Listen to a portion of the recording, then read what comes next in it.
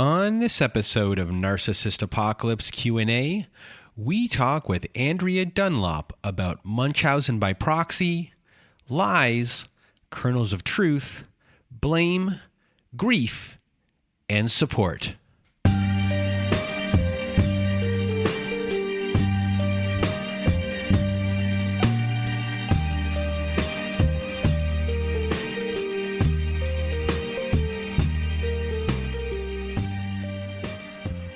Welcome to Narcissist Apocalypse Q&A, everyone.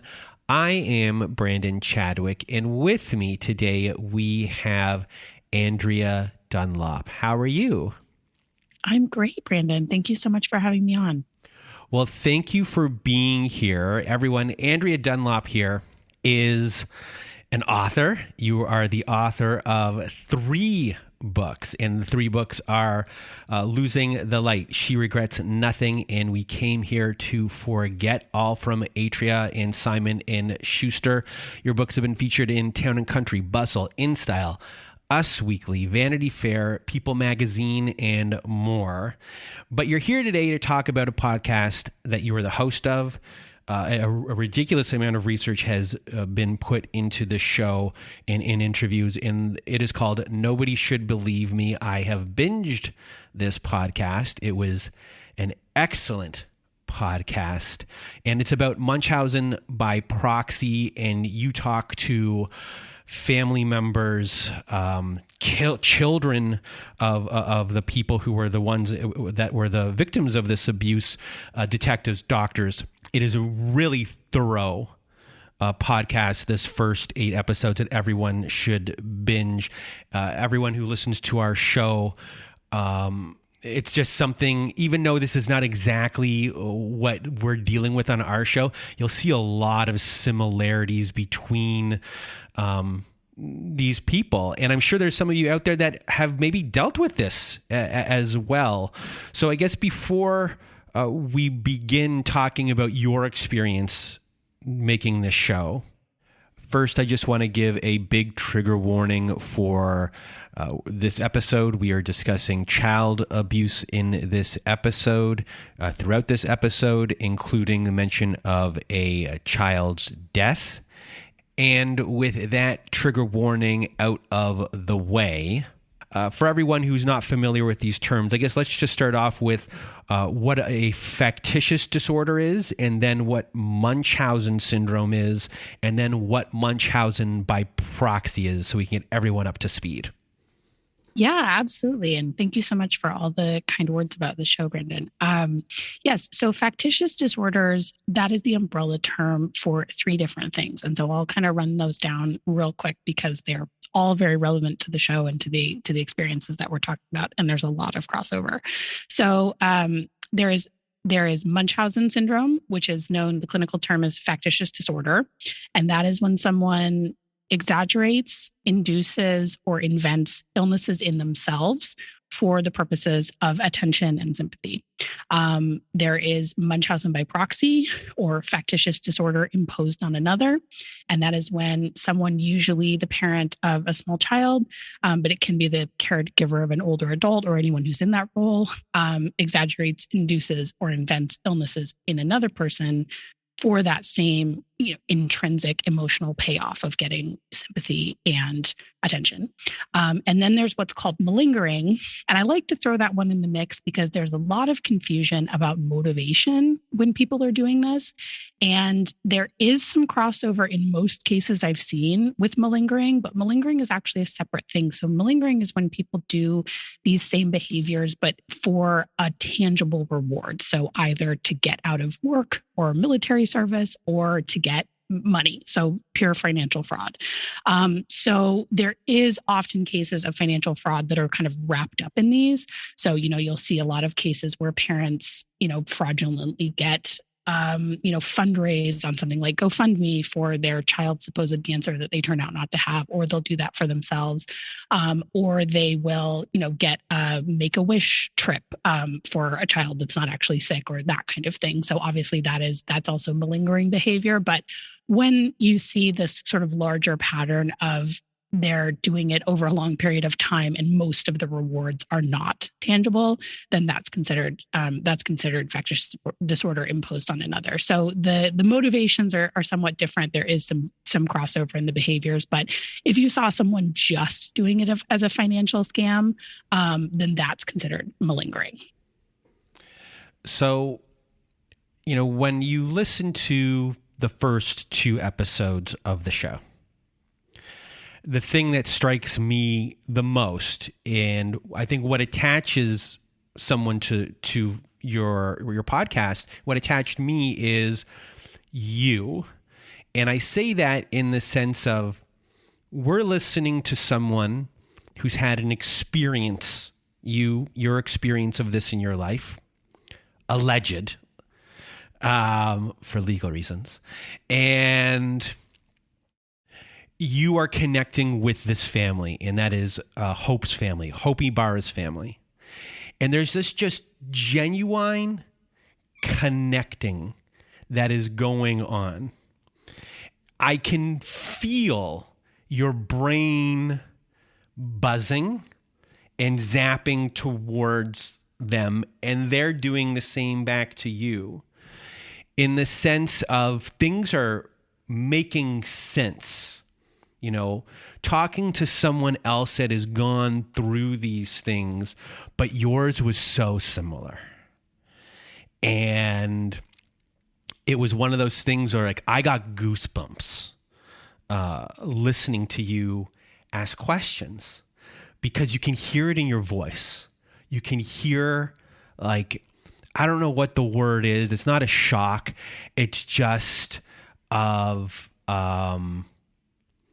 understand, it's just this understanding kind of it's being there. You've understood it before in some sort of way, but there's this connectedness with this specific family that is just undeniable that made your life seem real. And that everything that you went through real. And a lot of people can hear different people's stories, but for you, this family was the family that seemed like it did it for you. So when you're going through that process of kind of knowing what someone is going through or knowing what you've been through and now having it translated by someone else, I guess, what's your process, of unraveling or unpacking things maybe for a second time? Yeah, that's first of all a really good description of what that experience felt like. This show was a long time in the making. It took us, better part of 2 years to make the show. And I still keep in touch with the Butcher family. I have to take a short trip to Fort Worth this week. So I'm actually having dinner with Nick Butcher and his fiance, tomorrow night. So I still keep in touch with actually most of the people from the show. And I think part of it was, a very intense bond of having been very isolated with what feels like a very strange story.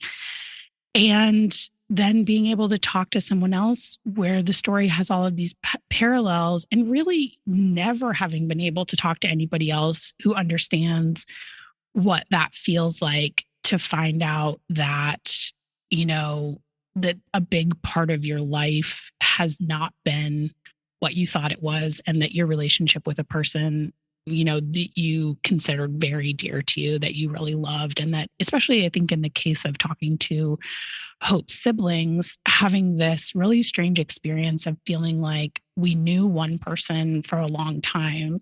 And then at some point that person was gone, and trying to pinpoint sort of moment that everything changed or the moment that they disappeared.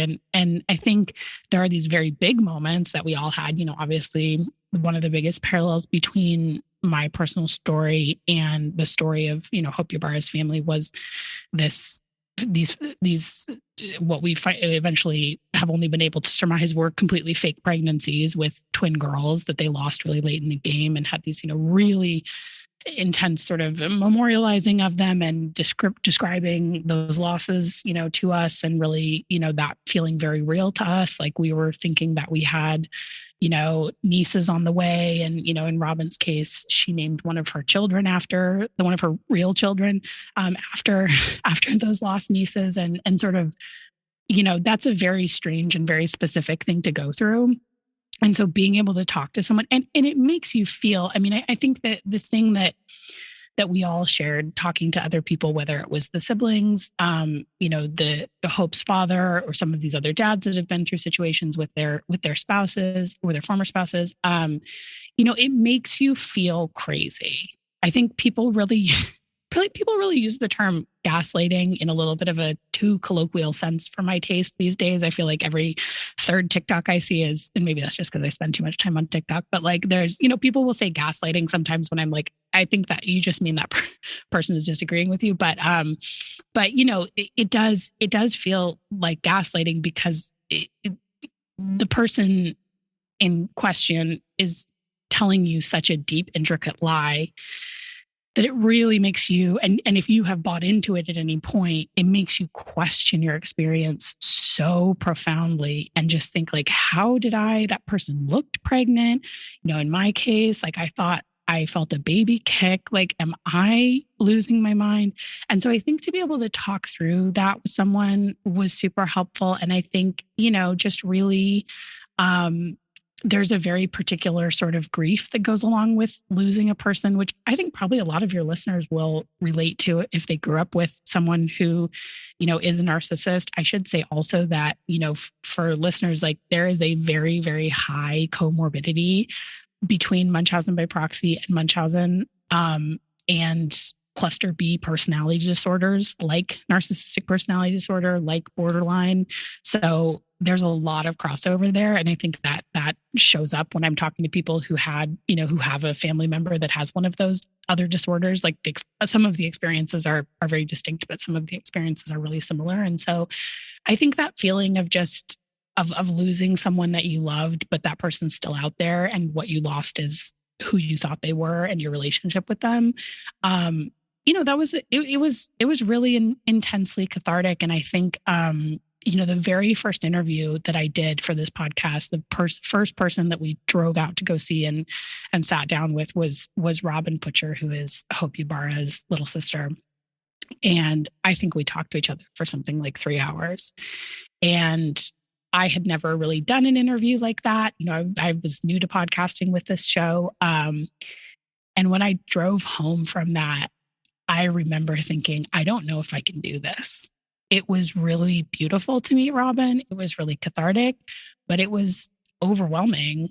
And I just thought, is this process going to just drag up so much for me that it's going to be too much? And then I kind of woke up the next day and I sort of felt, like something had lifted off of me. And so that was when I was like, okay, I think this is the right thing to pursue this. And I don't think this is going to sort of do further damage to my psyche. But yeah, it was definitely my favorite part of the podcast, and the most positive part of the podcast was just meeting all of these people who were really nice, good people who'd gone through these situations, who, didn't do anything wrong and hadn't had anyone else to share their experience with either.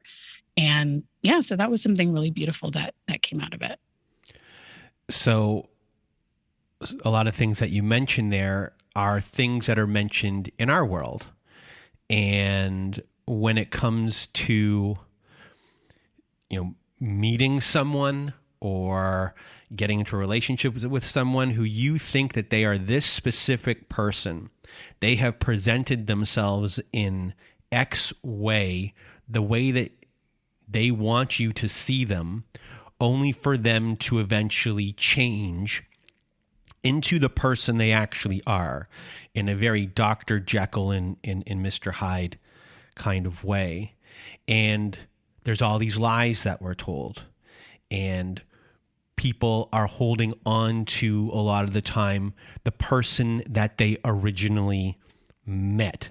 And there are these two distinct people, and there is the cognitive dissonance of like, well, they're this person, but they're this person, and you're fighting to like hold on to that first one because you love that person. And you're trying to figure out what is real, especially in the aftermath, what is real and what isn't real. And in you said gaslighting. In a lot of times there's the words or the term we use, which is like the kernels of truth, where you're being gaslit with like the kernels of truth that are in there that really confuse you. But the kernels of truth in your world would be, okay, there are all of these lies, but then there are these actual true things that happened, that were these true medical things, maybe here or there, which then provide a real big problem because everything is then really tangled and hard to pull your, like it's really difficult to figure out what is real and that conundrum that is going on in your head of what is real and what is not real. So with speaking with everyone, and I guess within your own experience, how do you reconcile that? What is real, what is not real, in the sense of my experience was I had a good time. We had this moment in my life was wonderful. And I guess thinking about that in a positive way, because that person, or at least for me, I want to believe that I love that moment. And then as far as blame goes, do you blame your siblings or your family members for what is going on? Because is this something they chose to do? Is this a mental illness?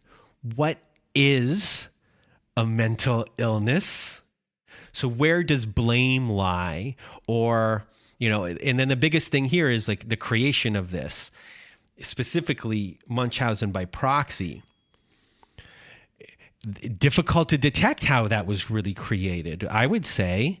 So I know I kind of threw a lot of stuff at you there. So within the spaghetti that I threw, which strand do you want to kind of go at No, first? I that's really good spaghetti. So I will just kind of go strand by strand if I can.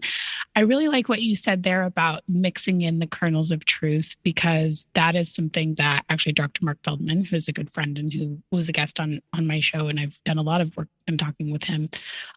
He's talked about with pseudologica fantastica, which is the clinical name for pathological lying, which I love that term so much. But yeah, with that the most effective liars are people that mix in some truth with it, right? Because then it doesn't sound just outwardly delusional. It sort of throws the person off because you find out one piece of it is true. And one way that this really presents with Munchausen by proxy cases just across the board is that you often will see some legitimate health issue.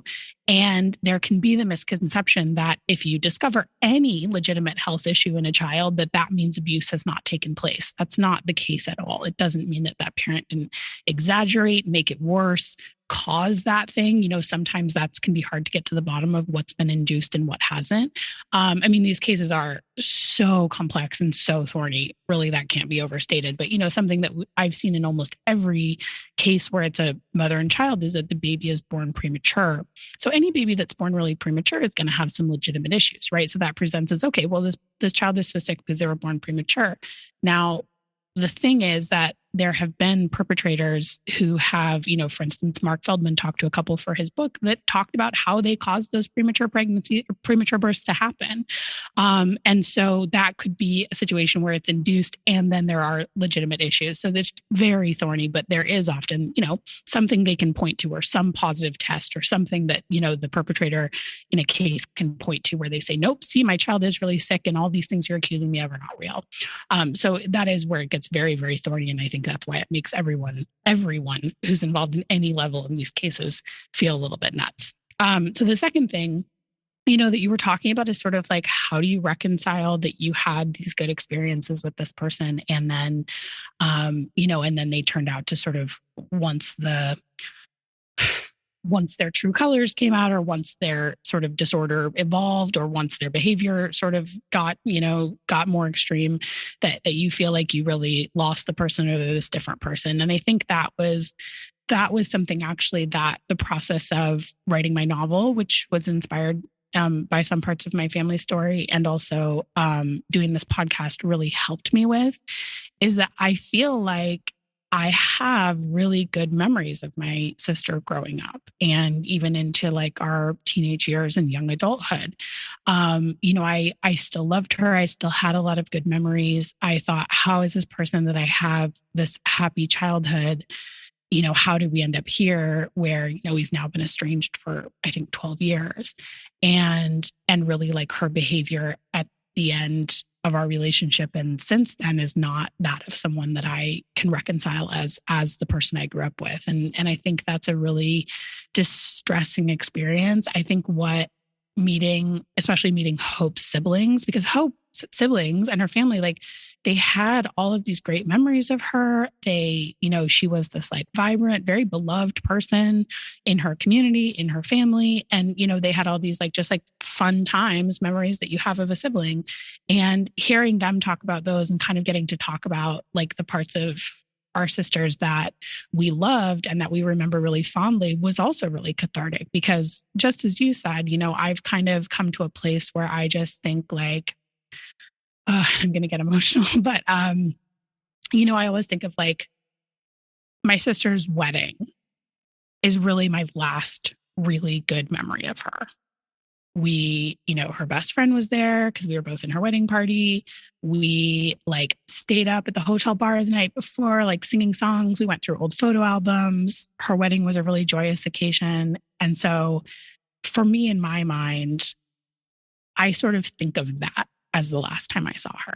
Like, that's the last time I saw the person that I knew. And some of these things, like the pregnancy stuff had already happened by that point. So certainly like we were on our way, but like, I think I've kind of allowed myself to just have some of those memories back and think like, doesn't mean that I never had a good experience with her. I don't know if I feel like she ever felt that bond with me, but my life is still real. I think it's allowed me to kind of compartmentalize where I can say like, yeah, I had a happy childhood with this person. And then now that person is gone and there's this other person. And for me, that's been helpful. I think that can also make you feel a little, that's a hard thing to wrap your head around. But I think for me, I've been able to sort of have a little more peace. I don't feel as sad when I see like an old family photo or something like that. So the other thing that you had asked about is, where do we factor in the question of mental illness and blame? And actually, that was one of my biggest questions about this topic going into recording the podcast. And I feel like I came away with some pretty satisfactory answers. Well, I will say they were intellectually satisfying. I don't think emotionally they're very satisfying. So with factitious disorder imposed on another, Munchausen by proxy, it's the official factitious disorder imposed on another is the official thing that's in the DSM, right? So that's the disorder that is applied to this behavior. I want to say a couple of things about it. Yes, it is a mental illness, and medical child abuse does not happen in the absence of this disorder. So people do over medicalize their children for other reasons, because they're an anxious parent, because they're having actual delusions, because they're having like sort of hypochondria, like that kind of thing. That is completely distinct from people who are doing it on purpose. So factitious disorder imposed on another is characterized by intentional deception. So that's a really important thing for people to understand.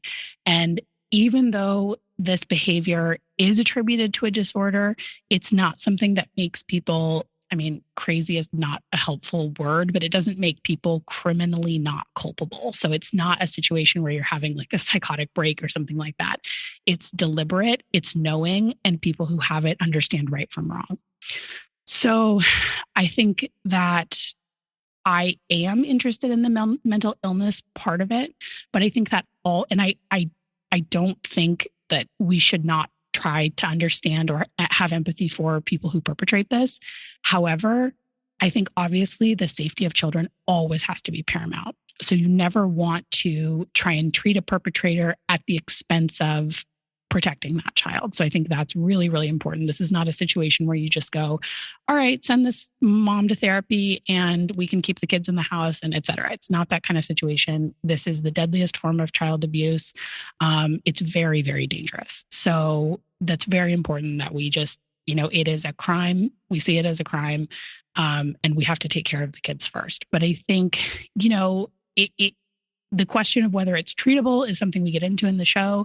I think that I've heard, some stories of success. I think it's very, very, very rare that perpetrators acknowledge the behavior, even if they've gone to prison, even if they are, there's like Lacey Spears is one of the more infamous perpetrators. Her story was in the news quite a bit. She actually killed her son, and even as she was in jail for it, she still denied doing it. So it's very rare that people are accountable, even if they're being held criminally accountable. And so you have to take full accountability to get any kind of treatment, just like any other, disorder or, and so I think it's very unlikely that most perpetrators would be treatable. But I think in terms of blame, I think especially when you're talking about Munchausen by proxy, yeah, there are real victims, and those victims suffer such severe consequences that, yeah, I think blame is in order. So do researchers know if Munchausen by proxy was created in childhood, or was this even created at all? There's not a lot known about the why.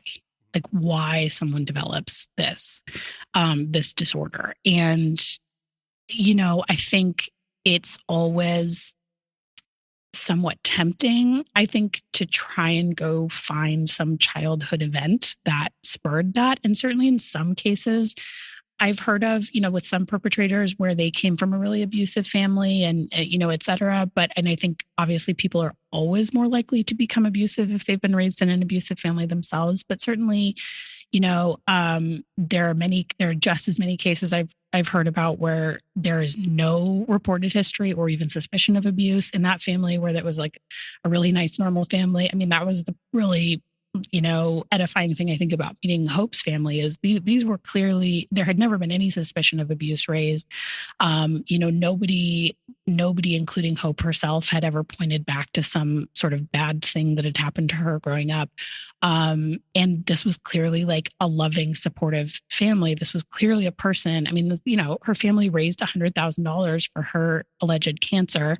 This was clearly a person who had a very strong support system, and didn't have these other sort of outward markers of being a troubled person.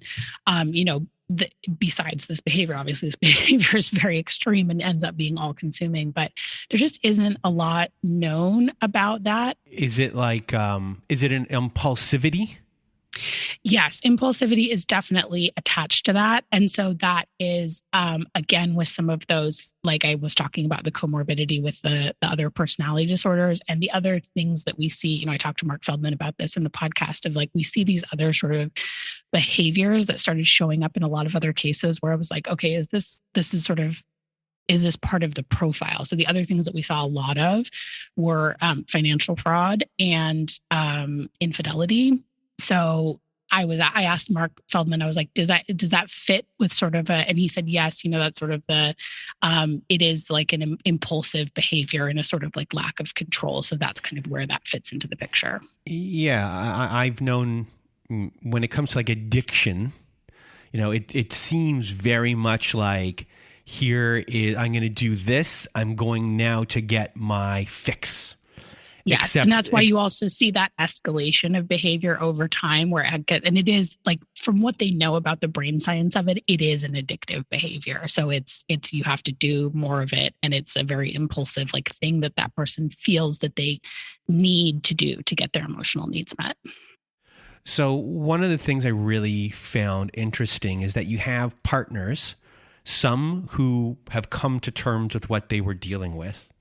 And then you have the ones who don't want to talk to you. And they don't want to believe what is actually going on. So when you think about them, I guess what is kind of going on with that type of partner where they're still in this world where they are protecting the abuser? Yeah, I mean, I will tell you, I got a really interesting message from a survivor after our 2 episodes with the dads aired. And, he mentioned to me, he said, I feel like these were great interviews, but not all dads step up in this way. This is, and that was a very good point. Obviously, the dads that are going to talk to me for this podcast are going to be the dads who, clued in and did the right thing and recognize the evidence being put before them. But obviously that is not all dads. And in fact, like there are, I would say I've heard just as many cases, where the non-offending spouse, which I say moms and dads because 96% of perpetrators that are known about are moms of young children. And so, the dads in these cases frequently will stand by the mom. And I've seen many cases where it does not matter what evidence is put before that person. They refuse to believe. And that's not just dads, that's also like other family members, like the parents of the perpetrator or, siblings or close friends of the perpetrator, just people who are really enmeshed with that person.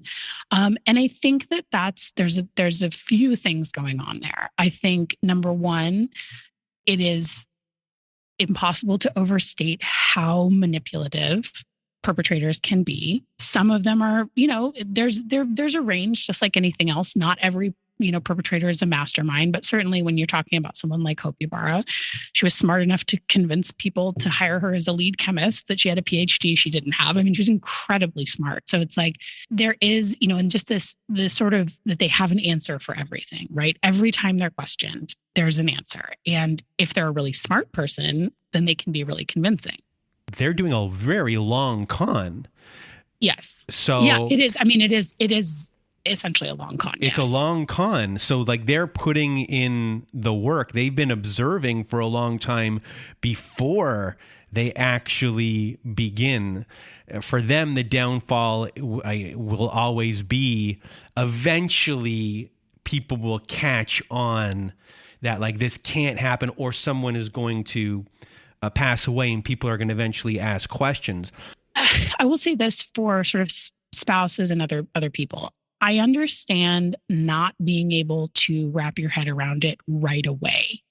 It is really hard. It is not something anybody wants to believe that could be happening in their own family. Certainly for people who are spouses, you do not want to believe that you chose that person and that you have been, unknowingly letting that person abuse your child. I mean, that's a horrible, horrible reckoning to have. So I understand, not right away, first conversation, I understand defending that person for a little while. I think just emotionally, and I think, I will say by and large, I think most of us overestimate how logical we're going to be about things. I think, that's not really how human beings make decisions. And like belief is stronger oftentimes than facts that we're being presented with, to a point. And I think there's sort of a threshold where I find the behavior forgivable. However, once you've seen these cases where someone is being presented with very hard evidence, with videotape, with doctors' affidavits, with multiple accusations and investigations over many years, with a whole bunch of people saying like, no, look, here's the evidence right in front of your face. When people start ignoring that and the way that they do it, I mean, it's sort of extraordinary. There's, conversations that I've, listened in on, or like, talked to other people about with sort of collateral interviews with family members. It basically becomes conspiracy thinking, where they say, well, no, I think this doctor is colluding with CPS. I think this detective is crooked. And I think that this is her former friends trying to get revenge. And it's like, if you get in that thing where like everyone is against you, and for what reason? For what reason would a doctor cook up a false accusation? For what reason would they be, nobody has anything to gain out of accusing someone of child abuse in most cases. Sometimes in custody cases, but like that's kind of a whole other like red herring. But, when you get into that sort of everything has to be a coincidence and everybody has to be out to get us for any of this to make sense, then I find that less forgivable. And for the people that, at some point, I think everyone who is in that person's life faces a choice of you do the hard thing and recognize what's happening, or you are an enabler and you are enabling a child to be tortured. And that to me, especially if you're a person that, you're thinking like, okay, we're assuming that the perpetrator has a disorder that's causing this behavior, right? I don't believe that makes them not culpable for their actions, but they do have a disorder.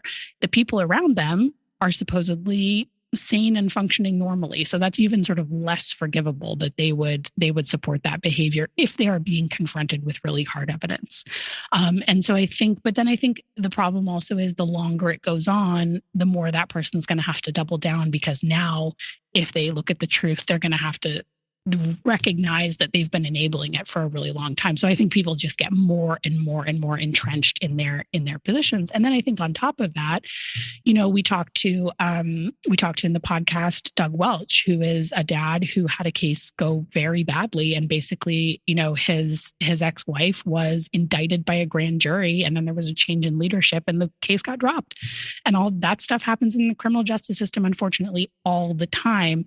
So then you also are facing the thing where for that person's supporters, if the state made a bad call, if the person gets away with it, that can sort of reinforce their position of, well, see, she was innocent all along. Did she get charged? No, she didn't. Or did she get convicted? No, she didn't. So it's really a sort of complex phenomenon, but I think I can sympathize with it in the beginning. But I think that I really feel like people have to put the children first, and it's about putting the children first and recognizing what's happening. So when it comes to grief and your process of grieving, I guess, where did you begin? And I guess, where do you have to, what did you kind of have to wade through as far as the grief aspect of things go, and moving on? Yeah. So, I mean, I want to reiterate, and, you said this at the top, but I want to reiterate, my sister has not been charged with a crime. She has been investigated twice. The first investigation happened about 12 years ago. That was a CPS investigation only. The state did not file for dependency. So when the state files for dependency, that's when they file to have someone's children taken away. So that did not happen in that first investigation. There was another investigation a few years ago where the state did file for dependency. A family court judge dismissed that. There was a 2-year-long criminal investigation that did not end in them filing charges. So that is sort of my disclaimer, just to be very forthright about sort of what has happened in the legal, is on the legal side that I know about. And I have not been in touch with her for 12 years. So my family's involvement in the first investigation went like this. She had some of these strange things in her own history that I talk about on the podcast, like shaving her head, like the pregnancy that we ultimately determined was likely fake. And so, we had some major concerns when she had a child born early that was having a lot of health problems. My mother went to our family doctor at the time and asked her advice. She was the one who gave her that term, Munchausen by proxy, and said, this is something to be aware of. My mom ended up going and having a conversation with one of the doctors who was treating my nephew. And they were the ones who reported it to CPS. So that was kind of how that whole thing unfolded. And I tell that story because A, for clarity, and B, because I will say that I think my grieving process started the first time I heard those words. Because I thought I had a very strong gut feeling that something was wrong. And I thought, I can't ignore it. And I thought, my sister will never forgive us. And this is the end of our family as we know it. And we tried to keep in touch. She was the one who cut us out of her life. It was not the other way around. My parents really initially, we didn't, and again, this was sort of what part of the impetus of this project was. We were so alone with this. We didn't know what to do. What do you do if you have these suspicions? We got some advice from our family doctor, but once we were in it, they removed my nephew. We did not know that was going to happen. We got that call, and then CPS told them that my mom had reported suspicions to the doctor. So we were like enemy number one right away. And then, initially we stayed in contact with her and her husband. And actually my parents paid their initial attorney's fees because we were so afraid of like what was going to happen, just being in this thing of like, oh my God, is he going to end up in foster care? And so we were really, initially this was not a realistic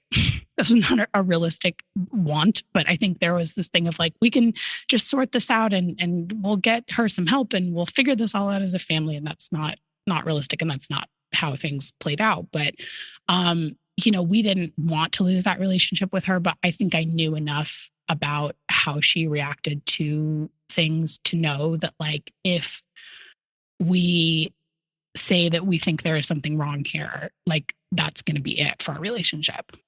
And I was right. And I think, I started grieving at that moment when, after I had my what I think maybe the last conversation I ever had with her in my life, where I just tried to sort of say, listen, like you have this history, like the pregnancy, and and she said, well, I don't know why you're bringing that up now, and said, you know what, we've never been that close, and you just never were sort of, and I didn't feel that way. But I think I knew that I either have to take her word for it and ignore everything that I am seeing and feeling, or that's it. I'm dead to her. And that's what happened. As far as where I'm at with it now, I certainly think these projects have helped me heal. I will say I wouldn't have done it for that reason only. I think it took me a really, really long time to where I felt like I saw a path to be helpful to other people, and to sort of be really assured in my own motivations, that it was about being able to connect with other people, being able to spread good information. Certainly after I joined this committee that's part of APSAC and met all these people like Detective Weber and Mark Feldman and Mary Sanders.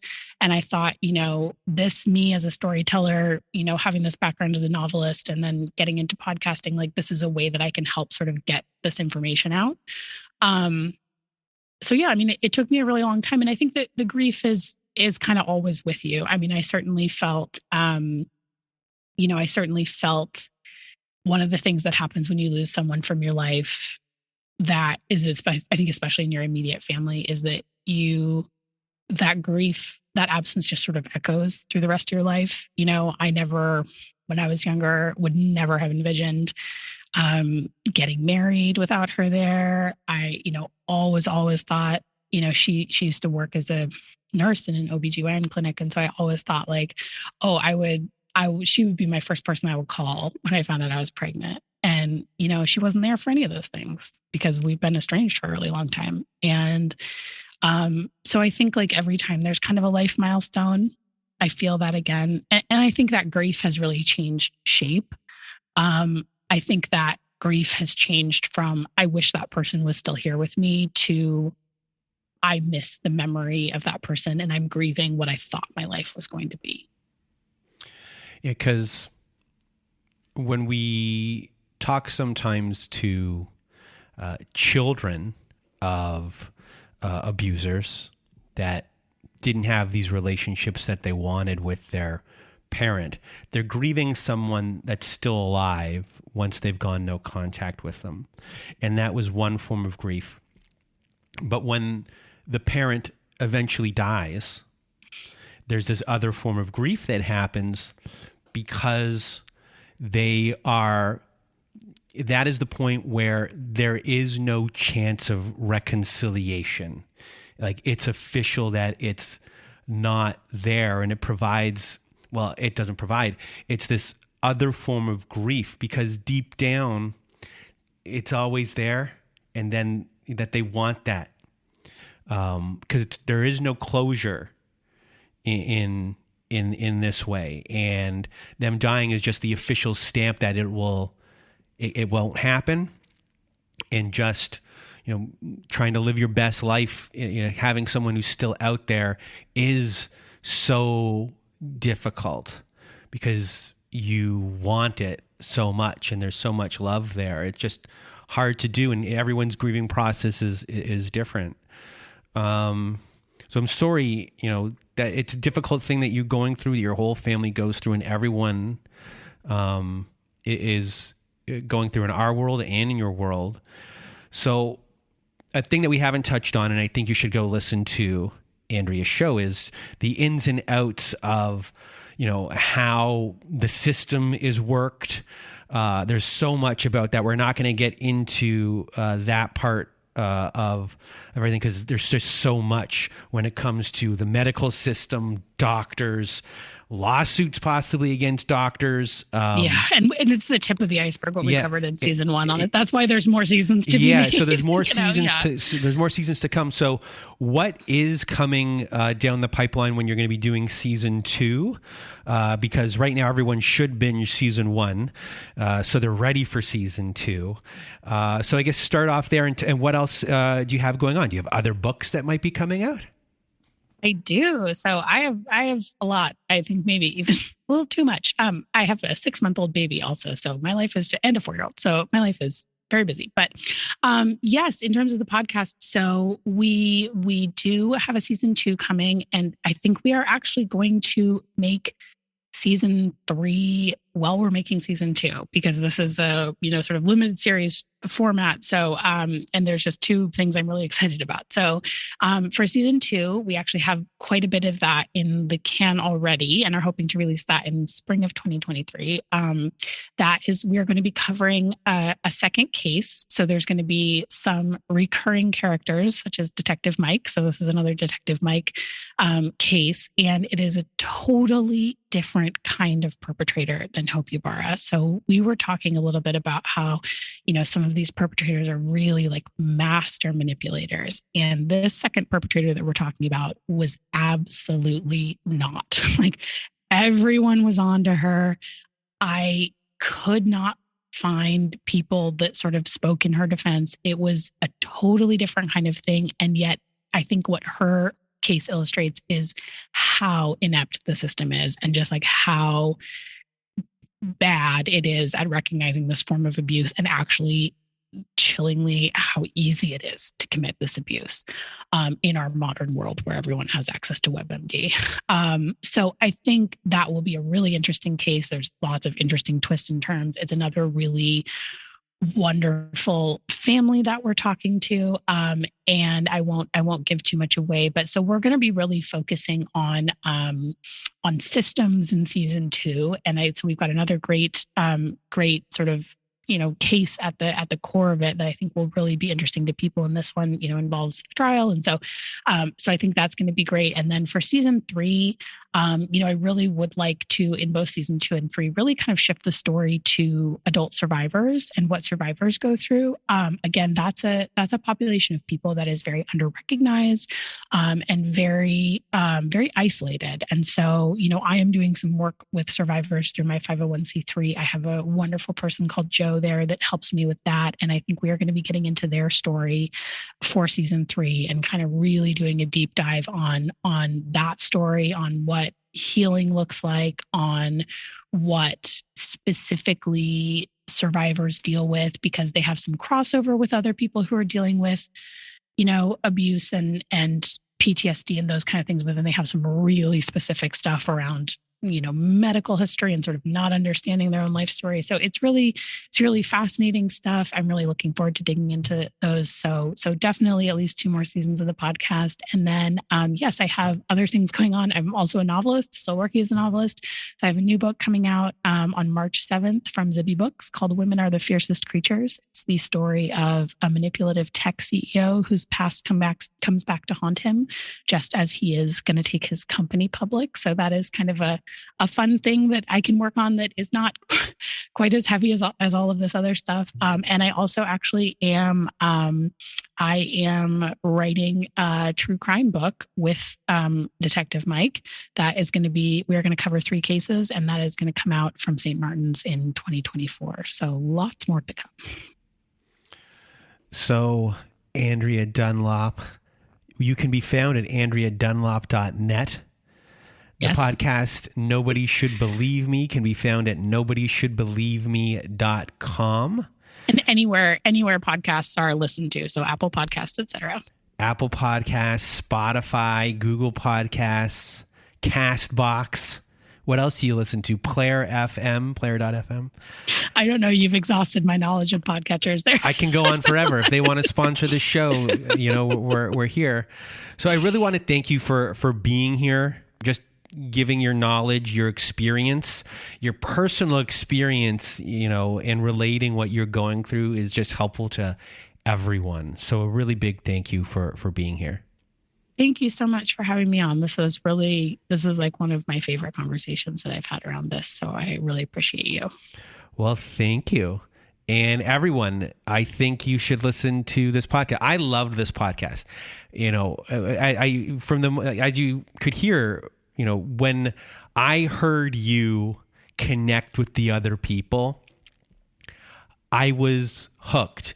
And it's, you can listen to shows that give a lot of different information, or you can listen to a true crime podcast, people that are talking. But when you connect with another person, or you hear another person connect with someone, you connect to that. And there's just something about you and your show and everyone that you were speaking to where that happens, and it happens right away. It was instantaneous, and I can't say enough about your show. And it's on something that no one really talks about, and it should be known because it's happening. It's happening behind closed doors, but it's also happening right in front of your face. And you'll learn a lot about this. And it could be happening in your life. And if anyone is listening that this is happening to, or this happened to, reach out to me. Reach out to you too. Yeah. And so Munchausen Support is the resource and support site that I created with Dr. Mark Feldman. And that actually, we answer emails there. And so you can get in touch with us there, and we will get in touch with our circle of experts to get some help. And we have resources for survivors. If that's you, we have resources for people who are in the midst of a case, whatever you've got going on. We are there for you. So yes, please get in touch. So, Andrea, I just really want to thank you for being a guest on our show today. And if you want to be a guest on our Survivor Story episodes, please do go to our website at narcissistapocalypse.com. Top of the page, there's a button that says guest form. When you click on that button, it takes you to our guest form page. Please read all of the instructions and either send us an email at narcissistapocalypse@gmail.com, or just fill out our guest form page and press the submit button. And please do read all of the instructions first before you do that, and send it in the form that we ask for. Also, at our website, we have our very own safe support group. So at the top of the page at narcissistapocalypse.com, there's a button that says support group. Click on that button, and it takes you to our very own safe social network. There you will find that we have Zoom meetings every Wednesday night, Thursday afternoons, and Saturday evenings. We have forum boards for you to post on, and for fellow survivors to validate your experience and to just help you along the way and give you support. We have ad-free episodes, and we have episodes that never made it to air. So please do join our support group today. And if you want even more support, please do visit our friends at domesticshelters.org. At domesticshelters.org, they have articles and resources that can help you make sense of what you're going through. They have every phone number, website address, email address for every shelter, no matter how big or small your town is.